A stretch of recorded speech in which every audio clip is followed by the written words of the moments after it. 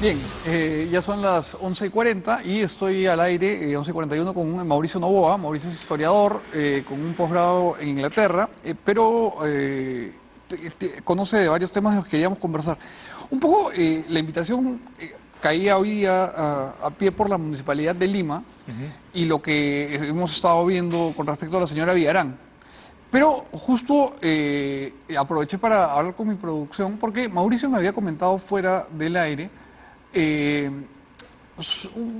una cuestión que era importante cuando se llegó a este acuerdo en Fuerabamba, con las Bambas, porque Mauricio me llamó y me dijo, mira, esto no va a durar.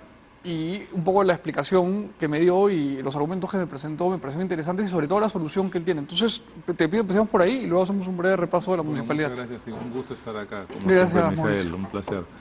Mira, lo que conversábamos tiene que ver con digamos, el hecho que cuando existen estas negociaciones entre empresas que tienen que ver con grandes proyectos de recursos naturales, sea hidroeléctricas, mineras, etcétera, y el Estado, se parte de una especie de superstición, en el sentido que el Estado se supone que es la persona, y defiende esa posición, que ejecuta los proyectos que las personas en esa población están haciendo, que normalmente recién están visibilizadas a partir del proyecto o la obra o la inversión en recursos naturales, y se exige al mismo tiempo, cuando explota el tema, a las empresas tener muchas veces índices, digamos, irrealizables de inversión social para reemplazar la propia ineficiencia del Estado, porque además es lógico, muchas de estas poblaciones están alejadas, son pequeñas y normalmente no están en el radar de los ministerios competentes para eso, digamos, vivienda, desarrollo social, etcétera. Y por lo tanto, entre beneficiar una población de 100.000 habitantes... En la periferia de la ciudad. Y priorizar esas, digamos, poblaciones normalmente, y lo cual es lógico y funciona como una digamos, razón de Estado, que no se invierta ahí.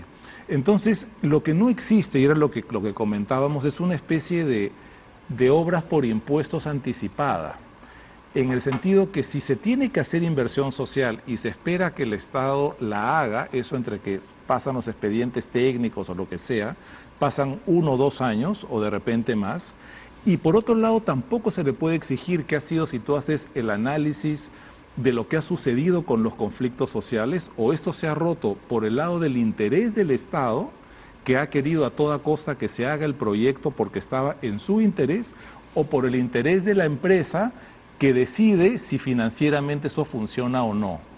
Pero no hay un mecanismo intermedio, porque además, cuando se inician esas obras que tienen que ver con grandes proyectos de recursos naturales, la población que se estudia es mucho menor a la que finalmente va, porque obviamente cuando la población ve que va a haber un proyecto ahí, viene gente de otros lados, entonces siempre es inexacto.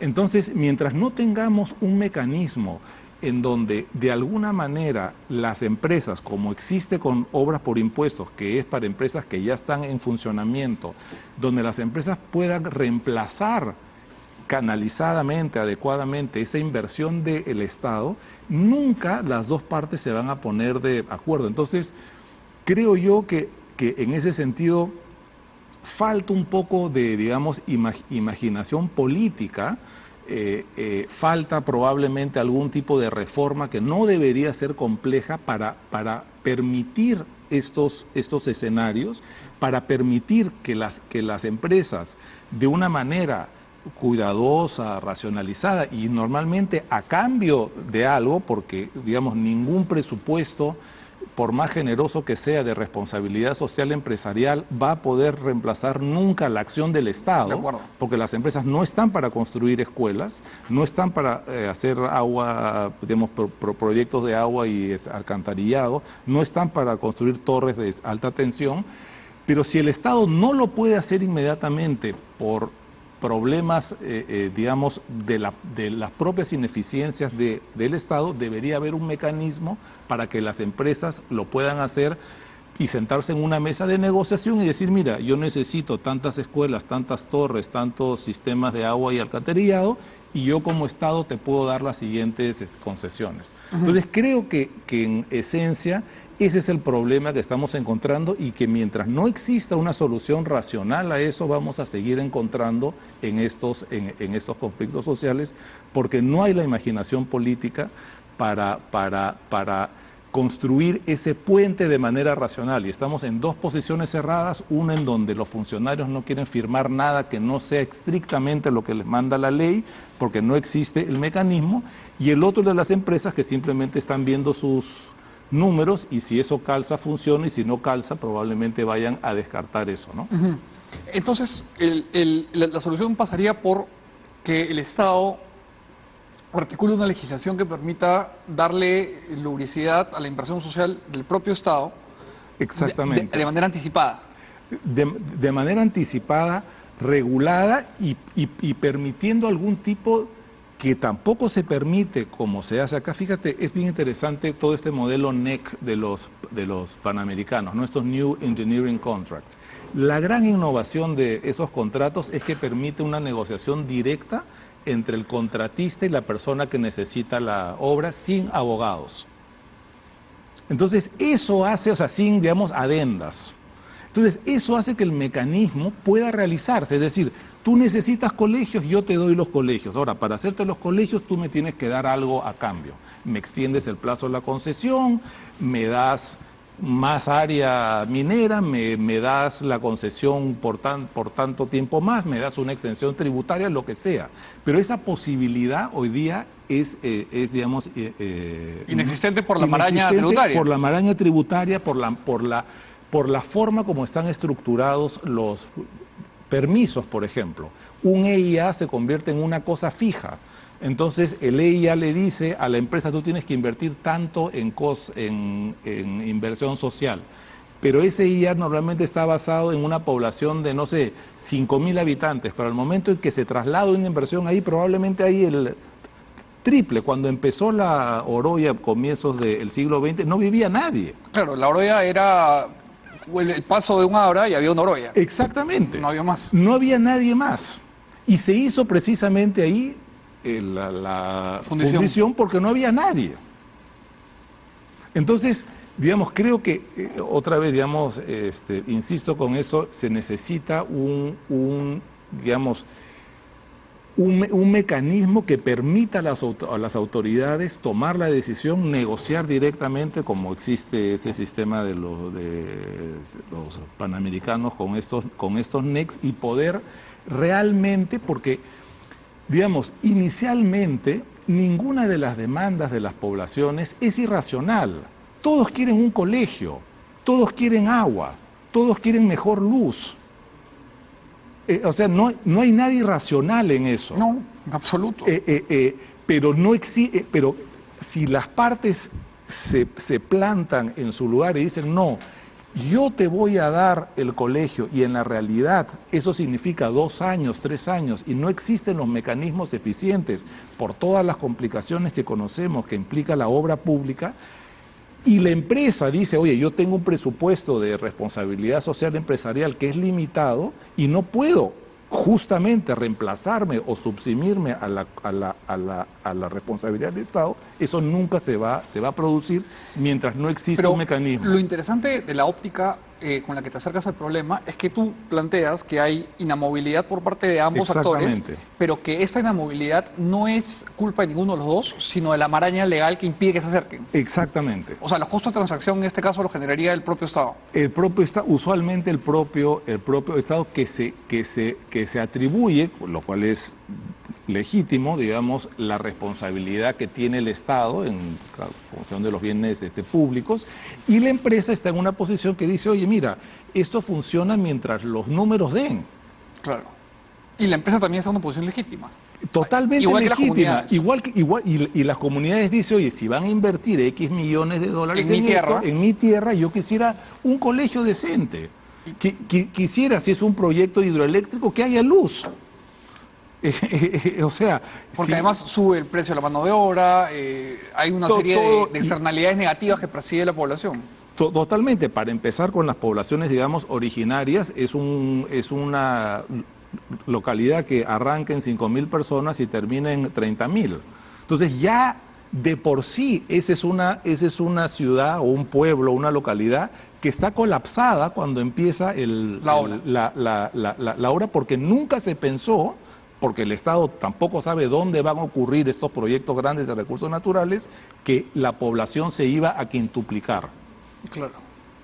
Claro, entonces genera la tormenta perfecta. La tormenta perfecta que en las condiciones actuales se vuelve insoluble. Entonces las poblaciones radicalizan su posición, el Estado quiere viabilizar las cosas, pero no existen mecanismos para que se destrabe eso, porque ningún funcionario quiere firmar nada por las responsabilidades, se politiza el proyecto en el Congreso y las empresas tienen que hacer sus cálculos financieros y viabilidad para ver si eso funciona o no, y si no funciona se van a retirar. Creo que en todo este análisis, como te digo, ha habido una especie de superstición de ambos lados. En el caso de las empresas, que son unos capitalistas que lo único que quieren es el máximo beneficio, en el, digamos, Estado, una posición absolutamente legalista, que no pueden salirse del marco de la ley, y en el caso de las poblaciones, legítimo derecho que se solucionen los problemas. Perfecto. Es una aproximación diferente que sin duda hay que poner sobre la mesa. Ahora, el tema que hoy día ha tenido relevancia y por el cual te había invitado originalmente, lo que pasa es que me parece un tema medular también, y por suerte los tiempos van a calzar, es que la Municipalidad de Lima está enfrentando quizás su crisis institucional más grave histórica, ¿no? Porque a diferencia de lo que muchos piensan, Lima se ha gobernado con alcaldes elegidos no democráticamente hasta los años 60. Por supuesto, sí. ¿No? Entonces, digamos, la institución de la Municipalidad de Lima no es antigua. No, para nada. Más bien es sumamente reciente, ¿no? Y de hecho, esta podría ser su crisis más grave, ¿no? De hecho, yo creo que digamos, Lima, nadie pensó ni siquiera en los años 60, cuando ya se veía esta tendencia de convertirnos en una megaciudad, digamos, con ratios de extensión, digamos, que están, digamos, fuera del promedio en el mundo. Es decir, el ratio de Lima extensión, población es enorme, digamos, es absolutamente, digamos, anormal.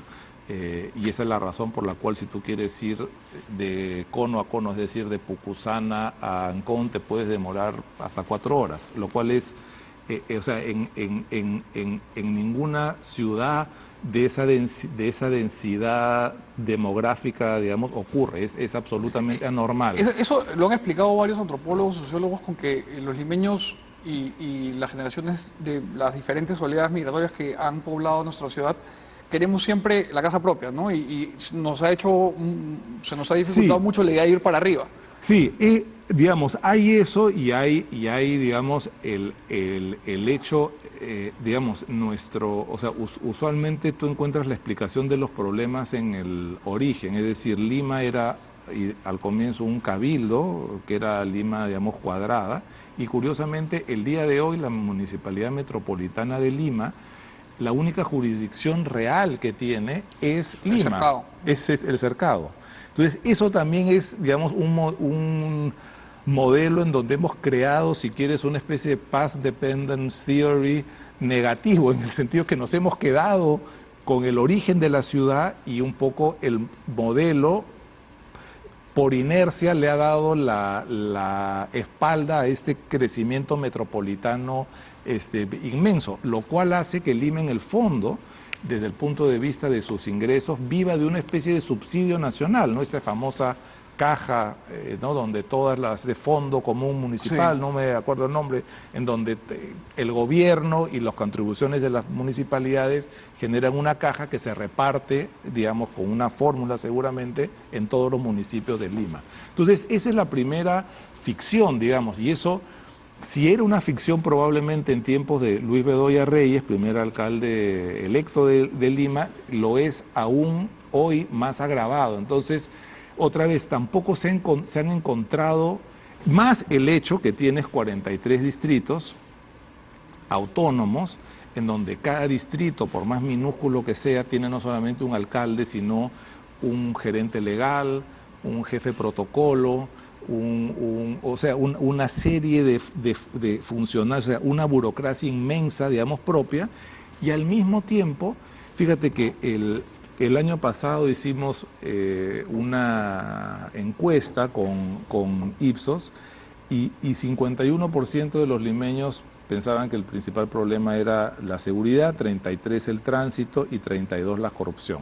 Digamos que un 80% de los problemas que perciben los limeños no son solucionables por su distrito. Ni por Lima Metropolitana.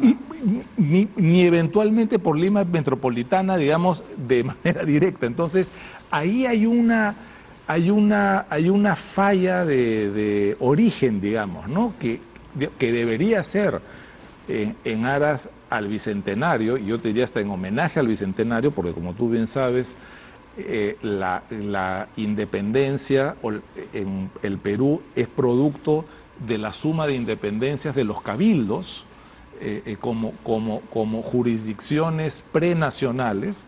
Entonces debería ser un homenaje a Lima tratar de arreglar esta maraña en donde tienes 43 distritos, en donde uno hace la vereda como quiere uno, el otro la hace diferente, intervienen parques, porque a eso se limita en general la administración de un alcalde distrital en Lima. Entonces, esta falla de origen que hace imposible o muy difícil, sin la intervención del gobierno central, que se pueda solucionar algo tan importante como el transporte, que se pueda solucionar algo tan importante como la seguridad, es probablemente uno de los desafíos más digamos, importantes que hay.